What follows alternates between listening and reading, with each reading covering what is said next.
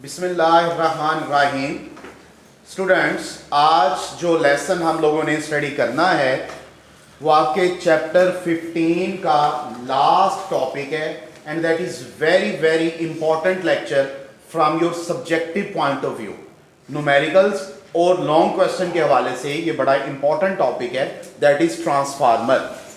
What is transformer? सबसे पहले हम इसकी डेफिनेशन पर आते हैं कि a device which is used to change given alternating EMF into its larger or smaller value is known as transformer।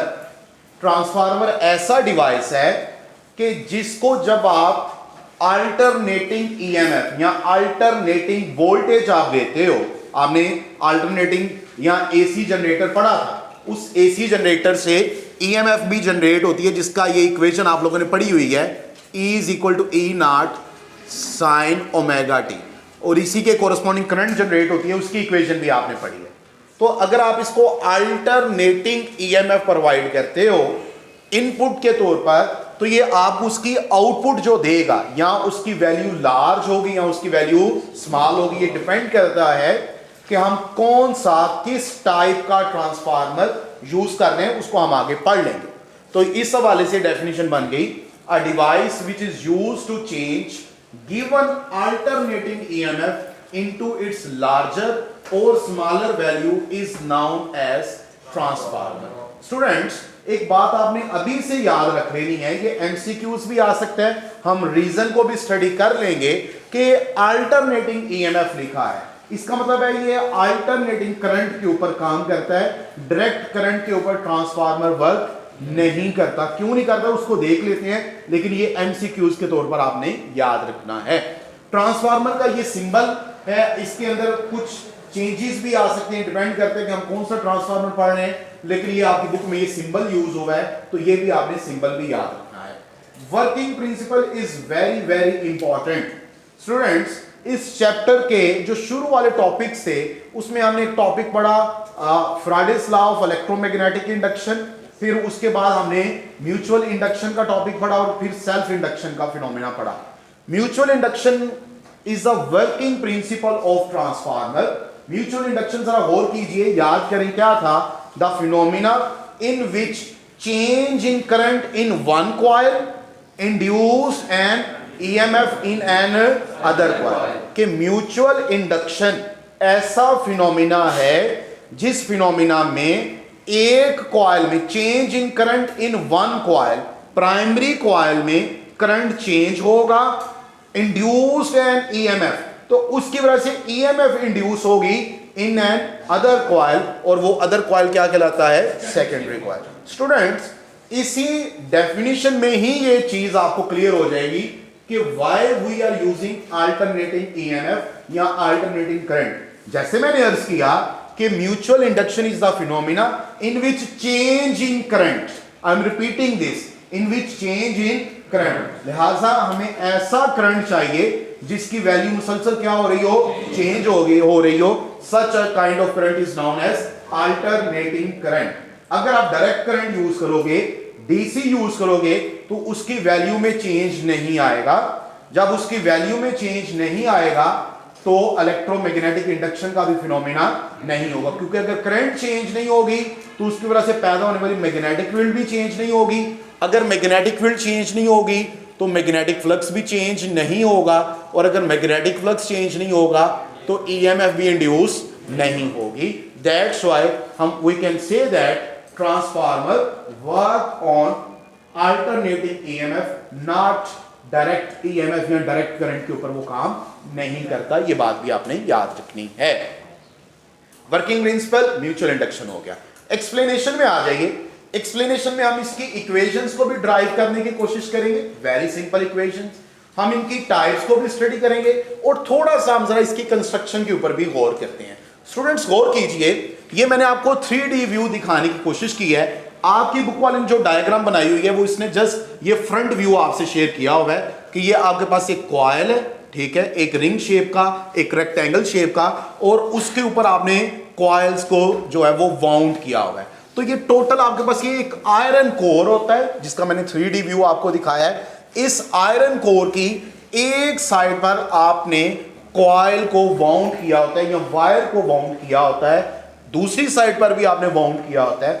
इन दोनों में से एक साइड पर आप इनपुट प्रोवाइड कर देते हो, जिस कॉइल के क्रॉस आप इनपुट प्रोवाइड करते हो that is known as primary coil, और उसके जितने नंबर ऑफ टर्न्स होंगे वो एनपी कहलाएंगे, NP number of turns in primary coil. ये हमें आगे इक्वेशन यूज करनी है इसलिए मैं पहले आपको बता रहा हूं। और जिस कॉइल के क्रॉस आप आउटपुट लोगे that would be known as secondary coil, और उसके जितने नंबर ऑफ टर्न्स होंगे वो क्या कहलाएंगे, एनएस कहलाएंगे। स्टूडेंट्स जब आप ये डायग्राम बनाएं एक माइनर सी चीज का ख्याल लाजमी रखिएगा, वो बड़ी इंपॉर्टेंट है कि जब आप नंबर ऑफ टर्न्स बनाएं तो दोनों साइड के नंबर ऑफ टर्न्स को जरा काउंट कर लीजिएगा। एक साइड के नंबर ऑफ टर्न्स ज्यादा बनाइएगा, दूसरी साइड के नंबर ऑफ टर्न्स कम बनाइएगा। जिस मर्जी साइड के ज्यादा कर लें, जिस मर्जी साइड के कम कर लेंगे, फिर उसकी दो टाइप्स आगे आ जाएंगी। दोनों के इक्वल ना बनाइएगा, वो मुनासिब नहीं है, ठीक है। तो एक साइड के नंबर ऑफ टर्न्स ज्यादा, दूसरी साइड के नंबर ऑफ टर्न्स कम, चाहे प्राइमरी के ज्यादा करके सेकेंडरी के कम कर दें या सेकेंडरी के ज्यादा करके प्राइमरी के कम कर दें, एज यू विश, लेकिन इक्वल नहीं बनाने। अच्छा, अब फिनोमिना क्या होता है, जैसे मैंने अर्ज किया म्यूचुअल इंडक्शन का फिनोमिना है। हमने अल्टरनेटिंग करंट का सोर्स या एसी जनरेटर इधर अप्लाई कर दिया। इस एसी जनरेटर ने इंड्यूस्ड ईएमएफ जनरेट की और इस इंड्यूस्ड ईएमएफ से ही इंड्यूस्ड करंट जनरेट हुआ which is I not sine omega T. Students you know very well कि ये ऐसा करंट है, अगर आपको इसका ग्राफ याद हो कि इसकी वैल्यू मुसलसल क्या होती है, चेंज होती है। ये मेरे पास आई है। अब जब आई की वैल्यू मुसलसल चेंज हो रही है, पोलैरिटी भी रिवर्स होती है, तो मैं कह सकता हूं कि ये आई नहीं है, ये डेल्टा आई है। तो जब डेल्टा आई होगा तो उसकी वजह से डेल्टा बी भी होगा। हमने इससे पिछले लेसन्स में ये बात बड़ी वाइडली और बड़े अच्छे तरीके से अंडरस्टैंड की हुई है कि अगर आपके पास एक कॉइल है, उस कॉइल में से करंट गुजर रहा है किसी भी तरीके से, तो करंट गुजरने की वजह से उस कॉइल के अंदर मैग्नेटिक फील्ड जनरेट हो जाती है। करंट सर्कुलर शेप में जा रहा है तो मैग्नेटिक फील्ड स्ट्रेट लाइन में होती है। अगर आपको याद हो, अगर करंट स्ट्रेट लाइन में है तो मैग्नेटिक फील्ड सर्कुलर होती है। अब यहां पर करंट सर्कुलर शेप में है तो मैग्नेटिक फील्ड किस लाइन में होगी, स्ट्रेट लाइन में। लिहाजा स्टूडेंट्स जब आप इस कॉइल में से करंट गुजारते हो तो करंट के गुजरने की वजह से इस कॉइल में मैग्नेटिक फील्ड जनरेट हो जाती है, क्योंकि वो कॉइल जो है वो आयरन कोर के ऊपर आपने वाउंड किया हुआ है, तो ये मैग्नेटिक फील्ड इस आयरन कोर के अंदर भी जनरेट हो जाती है, इस पूरे कोर में। इन दिस वे डेफिनेटली एक इसका नॉर्थ पोल होगा और एक इसका साउथ पोल होगा। चूंकि करंट की पोलैरिटी भी रिवर्स होती है तो नॉर्थ और साउथ पोल की डायरेक्शन भी आफ्टर हाफ इंटरवल वो भी रिवर्स होगी, तो डायरेक्शन भी बार बार चेंज होगी और मैग्नीट्यूड भी चेंज होगा। लिहाजा हम कहेंगे कि इसकी वजह से मुसलसल मैग्नेटिक फ्लक्स में क्या आएगा, चेंज आएगा। तो यहां से जो मैग्नेटिक फील्ड लाइंस जनरेट हो रही हैं स्टूडेंट्स, वो वाया आयरन कोर इस सेकेंडरी कॉइल में एंटर होंगी। Point to be noted please.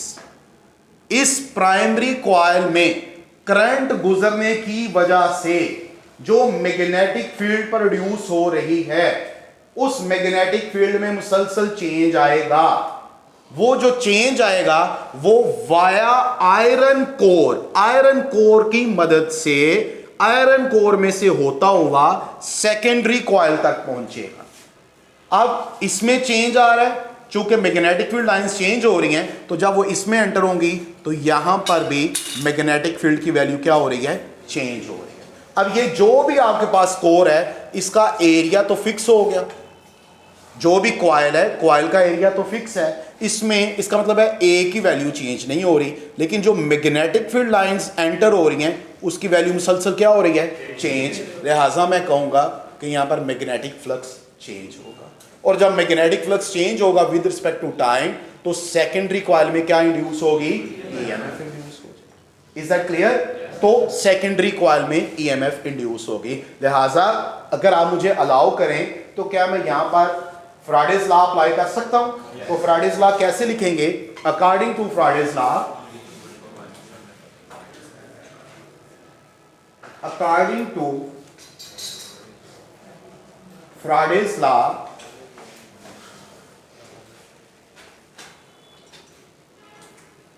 induced EMF epsilon is equal to negative of n delta phi over delta t। यहां पर एक बहुत अहम पॉइंट मैंने आपसे शेयर करना है, which is very very very important, और बुक से वो लाइन भी आप लोगों ने अंडरलाइन कर दी। क्या देखिए, ये नेगेटिव साइन आ रहा है, suppose this is your equation number 1। कल वाले लेसन में जब हमने बैक ईएमएफ इफेक्ट पढ़ा तो वहां पर मैंने आपको एक इक्वेशन लिखवाई थी, V minus epsilon is equal to I R. यहां पर दो बातें मैंने आपसे शेयर की थी। एक मैंने कहा था कि इंड्यूस्ड ईएमएफ और अप्लाइड वोल्टेज दोनों एक दूसरे के किस डायरेक्शन में होते हैं? ऑपोजिट डायरेक्शन में। अगर ये पॉजिटिव है तो ये क्या है? नेगेटिव। याद है या नहीं याद? ओके। दूसरी बात मेरा भाई, मैंने आपको ये कहा था कि अगर हम रेजिस्टेंस को इग्नोर कर दें, अगर R इक्वल टू 0 हो जाए तो V माइनस एप्सिलॉन भी किसके इक्वल हो जाएगा? 0। It means V is equal to epsilon. So इस केस में इंड्यूस्ड ईएमएफ और अप्लाइड वोल्टेज मैग्नीट्यूड में सेम हो जाएंगे, लेकिन पोलैरिटी में, डायरेक्शन में क्या है? ऑपोजिट है, रिवर्स है। एग्री? अच्छा, इस कॉन्टेक्स्ट में अगर मैं बात करूं तो इसका मतलब ये हुआ कि अगर ईएमएफ के साथ नेगेटिव साइन आ रहा है तो आपका जो अप्लाइड वोल्टेज है, अगर ईएमएफ नेगेटिव है तो आपका अप्लाइड वोल्टेज क्या होगा? पॉजिटिव होगा। ये बात समझ आई? क्यों ये पॉजिटिव है? क्योंकि ईएमएफ नेगेटिव थी। ईएमएफ क्यों नेगेटिव थी? लेंज़ेस लॉ की वजह से। ईएमएफ नेगेटिव, आपका अप्लाइड वोल्टेज क्या हो गया? पॉजिटिव हो गया। देखिए, ये बात आपकी बुक वाले ने लिखी हुई है कि अगर हम कोर की या कॉइल की रेजिस्टेंस को इग्नोर करें तो उसको इग्नोर करते हुए मैं लिख सकता हूं V is equal to n delta phi over delta t। इसको अंडरलाइन कर दीजिए प्लीज। अगर ये मैं आपको लॉन्ग क्वेश्चन देता हूं और मैं चेक करूंगा तो मैं ये लाइन लाजमी चेक करूंगा आपने ये लाइन कोट की है या नहीं। This is very important line, इसको अंडरलाइन कर लीजिएगा प्लीज। तो मेरे पास वोल्टेज की इक्वेशन बन गई, V is equal to n delta phi over delta t।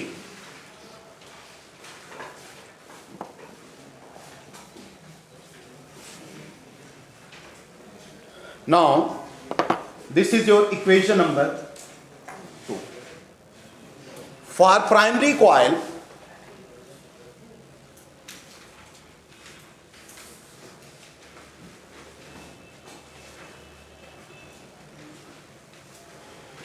this is equal to Vp is equal to Np delta phi over delta t with P subscript, and for secondary coil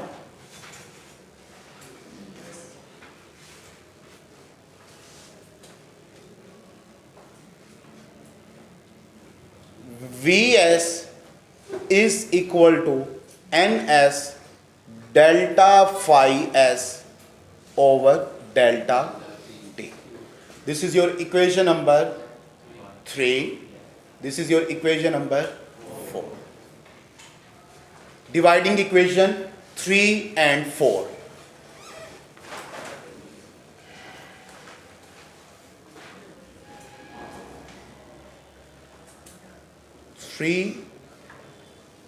And equation 4. Students, you have Vs over Vp is equal to Ns delta phi s over delta t divided by Np delta phi p over delta t। अब यहां पर एक और बड़ी अहम बात है, हम फिलहाल टोटल आइडियल सिचुएशन को कंसीडर कर रहे हैं। हम ये समझ रहे हैं, हम ये अज्यूम कर रहे हैं कि प्राइमरी कॉइल में जितना मैग्नेटिक फील्ड लाइंस जनरेट होती हैं वो सारी की सारी सेकेंडरी कॉइल में जा रही हैं। प्राइमरी से सेकेंडरी कॉइल तक जाते हुए किसी किस्म का लॉस हम कंसीडर नहीं कर रहे। जो प्राइमरी कॉइल का क्रॉस सेक्शनल एरिया है वही सेकेंडरी कॉइल का क्रॉस सेक्शनल एरिया है। गौर कीजिए, क्रॉस सेक्शनल एरिया तो डिपेंड करेगा ना कि कोर के ऊपर वाउंड आप कर रहे हो। जब दोनों साइड कोर की सेम थिकनेस की है तो उसके ऊपर वाउंडिंग करने के बाद जो एरिया बनेगा वो भी तो सेम ही बनेगा।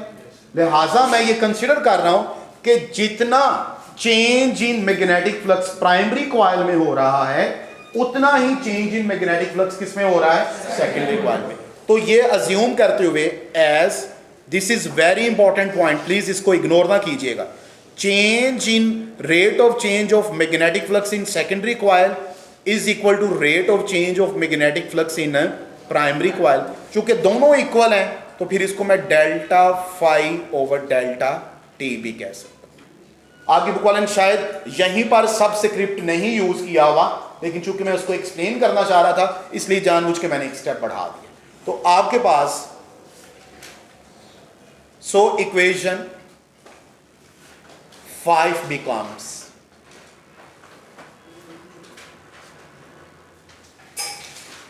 this is Vs over Vp is equal to Ns over Np. This is delta phi over delta t. ये इससे cancel, you have Vs over Vp is equal to Ns over, बेटा you have an equation Vs over Vp is equal to Ns over Np. This is very important equation. देखिए ये दी हुई है equation. इस equation को जो आपने जो इंपॉर्टेंट पॉइंट याद रखने वाला है वो ये है कि इस इक्वेशन में वोल्टेज और नंबर ऑफ टर्न्स एक दूसरे के डायरेक्टली प्रोपोर्शनल है। Please point to be noted, ये आगे चीजें काम आएंगी। अगर ऊपर वोल्टेज सेकेंडरी कॉइल के हैं तो ऊपर नंबर ऑफ टर्न्स भी सेकेंडरी कॉइल के हैं। अगर नीचे वोल्टेज प्राइमरी कॉइल का है तो नीचे नंबर ऑफ टर्न्स भी किसके हैं, प्राइमरी कॉइल के हैं। ये बात आपने याद रखनी है, ठीक है। ये हम जब टाइप्स को पढ़ेंगे तो वहां पर ये चीज हमारे काम आएगी। इसके बाद नॉर्मली एक टर्म यूज होती है, शायद आपके न्यूमेरिकल्स में भी है, टर्न रेशो।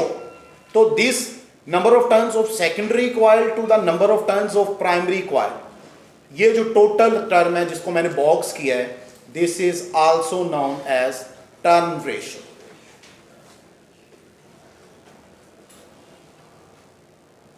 ये आपकी 10th क्लास की फिजिक्स में भी था। दिस इज टर्न रेशियो, ये याद रखिएगा।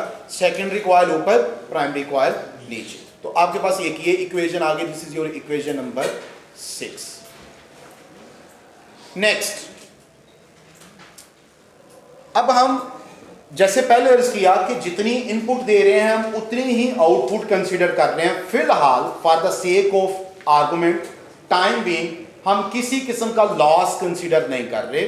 तो फिर मैं कह सकता हूं कि इनपुट जो पावर आपने दी उतनी ही बेटे आपको आउटपुट पावर मिलेगी।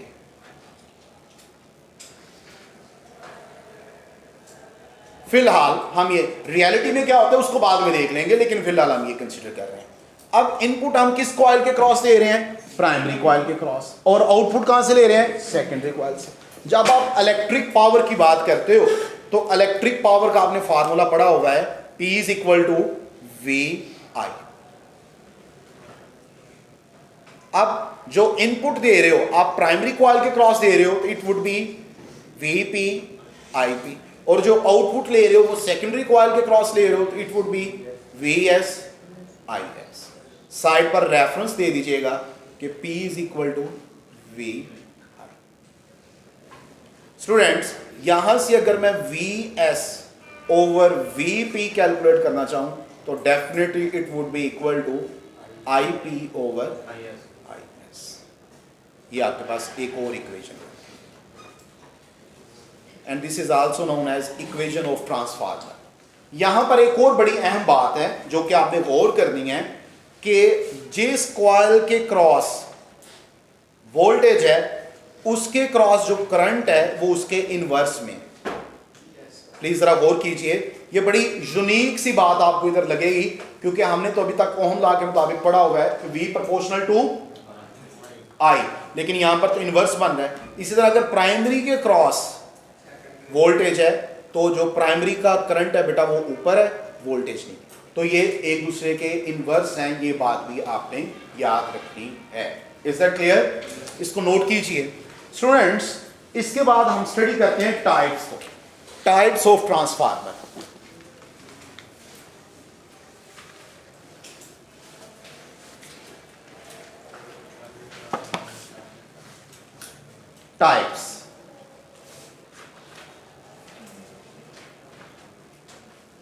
टाइप्स को हम आज स्टडी करेंगे और ट्रांसफार्मर में अगर लॉसेस हो सकते हैं तो किस तरह के लॉसेस होंगे, उनको रिमूव कैसे करना है, वो इंशाल्लाह हम कल स्टडी करेंगे। तो टाइप्स की बात करें तो students there are two types of transformer.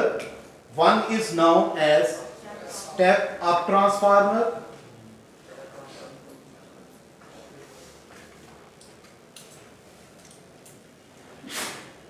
and second one is known as step down transformer।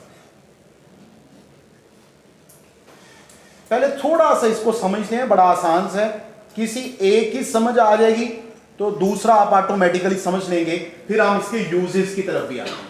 कोई एक पहले हम देख लेते हैं क्या है, फिर दूसरा बाद में देख लेंगे, कोई मसला ही नहीं है। Step up transformer. Step up transformer क्या होता है? ऐसा ट्रांसफार्मर जिसके स्टेप अप, जिसके number of turns of secondary coil up हो, ज्यादा हो किससे? Number of turns of primary coil. Step up transformer is the transformer. Short question आ सकता है, define step up transformer. Such a transformer whose number of turns of secondary coil are greater than the number of turns of primary coil। पहली बात तो ये clear करें। अगर ये क्लियर है तो मुझे बताइए क्या फिर मैं लिख सकता हूं स्टेप डाउन क्या होगा? Number of turns of secondary coil कम होंगे किससे? प्राइमरी कॉइल से। डाउन हो गए, रेफरेंस प्राइमरी को ले लीजिए। स्टेप अप क्या है कि अगर सेकेंडरी के नंबर ऑफ टर्न्स प्राइमरी से ज्यादा हो तो वो स्टेप अप है, अगर सेकेंडरी के नंबर ऑफ टर्न्स प्राइमरी से क्या हो? कम हो तो वो क्या है? Step down. प्राइमरी को आपने रेफरेंस दे देना है। क्यों? क्योंकि आप इनपुट किसके क्रॉस दे रहे हो? प्राइमरी। तो उसको रेफरेंस लेके याद रखेंगे ना तो फिर कभी भूलेगा नहीं, आपको याद रहेगा। अच्छा, अब नंबर ऑफ टर्न्स का जरा वोल्टेज के साथ रिलेशन देखते हैं। मेरा भाई ये मैंने इक्वेशन लिखी हुई है, जिस कॉइल का वोल्टेज है उसी के कोरिस्पोंडिंग नंबर ऑफ टर्न्स है, दोनों एक दूसरे के डायरेक्टली प्रोपोर्शनल है। तो फिर मैं लिख सकता हूं कि this implies that voltage cross secondary coil would be greater than the voltage cross primary coil। और इधर भी मैं लिख सकता हूं कि voltage cross secondary coil would be less than the voltage cross primary coil। समझ आ गई बात की? क्यों? क्योंकि डायरेक्ट रिलेशन है इक्वेशन 6 के मुताबिक। अब अगर ये आपको समझ आ गई है तो मेरा भाई जरा डेफिनेशन पे दोबारा जाइएगा। Device which is used to change given alternating EMF. ये अल्टरनेटिंग ईएमएफ थी, ये प्राइमरी, ये आपने गिवन थी ना। अच्छा, इसकी वैल्यू को वो लार्ज भी कर सकता है और स्मॉल भी। जी, अगर आपके पास स्टेप डाउन ट्रांसफार्मर है तो वो कम हो जाएगी वैल्यू, और अगर स्टेप अप ट्रांसफार्मर है तो वो वैल्यू क्या हो जाएगी? ज्यादा। तो बेटा यही चीज मैंने डेफिनेशन में यूज करनी, ठीक है, which is used to change given alternating voltage या EMF into its larger value और स्मॉलर वैल्यू। ये आपके पास ट्रांसफार्मर, ठीक है। अगला पॉइंट इससे भी ज्यादा इंपॉर्टेंट, फिर इसके यूज की तरफ जाएंगे, एडवांटेज की तरफ जाएंगे। जरा गौर कीजिए, वोल्टेज और करंट उसके इनवर्स हैं। जिस कॉइल का वोल्टेज है करंट उसका इनवर्स है। इसका मतलब है कि अगर वोल्टेज बढ़ रहा है एक कॉइल में तो उस कॉइल में करंट क्या हो रहा है? कम हो रहा है। और अगर एक कॉइल में करंट कम हो रहा है तो उसमें वोल्टेज ज्यादा हो रहा है। अब जरा देखिएगा, मैं कहीं मिस्टेक ना कर दूं, प्लीज मेरी हेल्प कीजिएगा।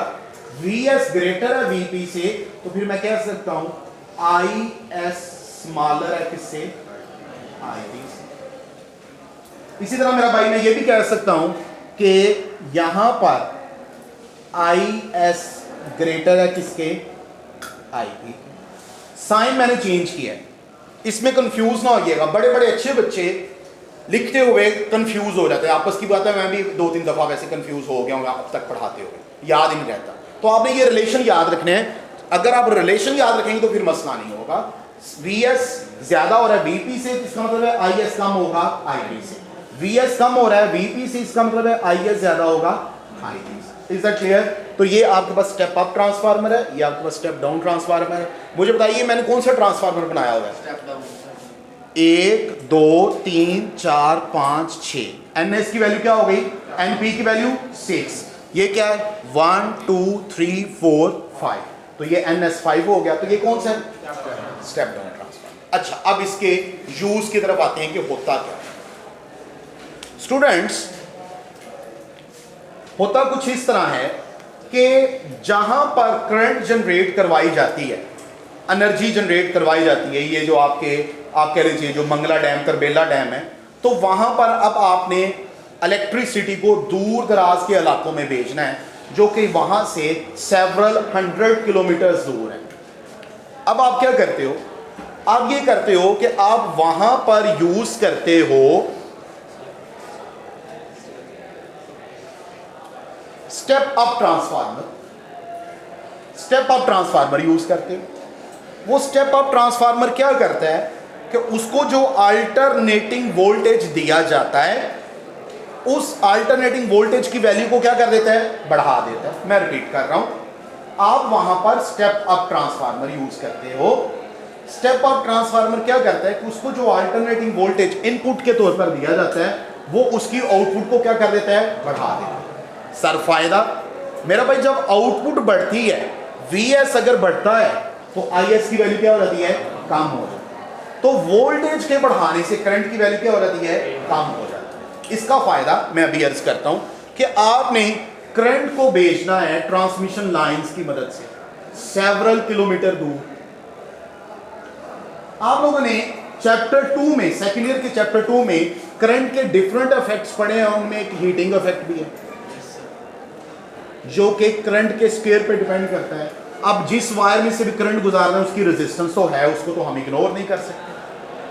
तो अगर करंट की वैल्यू ज्यादा होगी तो जब करंट वायर्स में से, ट्रांसमिशन लाइंस में से गुजरेगा, तो उसका हीट लॉस भी ज्यादा होगा। तो आप हीट लॉस को जीरो तो नहीं कर सकते, लेकिन मेरा भाई मिनिमम तो कर सकते हैं। तो आप स्टेप अप ट्रांसफार्मर की मदद से वोल्टेज बढ़ा देते हो। वोल्टेज के बढ़ाने से करंट क्या हो जाता है? कम हो जाता है। तो कम करंट जो है वो आगे ट्रांसमिशन लाइंस की मदद से उसको आप आगे भेज देते हो। कम करंट होगा तो हीट लॉस भी कम होगा, जीरो तो नहीं होगा लेकिन कम हो जाएगा। ये आपने कौन सा ट्रांसफार्मर लगाया? फिर जहां पर आपने ट्रांसमिशन भेजनी है, वो इलेक्ट्रिसिटी भेजनी है ट्रांसमिशन लाइंस की मदद से, तो वहां पर आगे लगे होते हैं स्टेप डाउन ट्रांसफार्मर, जिन्होंने आगे घरों में भेजनी है। छोटे छोटे थोड़े थोड़े डिस्टेंस हैं, चंद मीटर के फासले पर। तो वो स्टेप डाउन ट्रांसफार्मर जो होता है, वो जो अल्टरनेटिंग वोल्टेज आ रहा है लार्ज, वो स्टेप डाउन ट्रांसफार्मर उसकी वैल्यू को क्या कर देता है? कम, वोल्टेज की वैल्यू। जब वोल्टेज की वैल्यू कम होती है तो करंट ज्यादा हो जाता है, तो जो रिक्वायर्ड अमाउंट में आपको करंट होता है वो आपको मिल जाता है with minimum loss of power या एनर्जी आपको। तो बेटा ये एडवांटेजेस हैं आपके स्टेप अप ट्रांसफार्मर और step down transformer. Is that clear? अब इसका लास्ट पॉइंट रह गया है losses in transformer, that is also very important. इंशाल्लाह अगर मालिक ने जिंदगी दी, तौफीक दी तो कल डिस्कस करेंगे। Thank you so much. अल्लाह हाफिज़।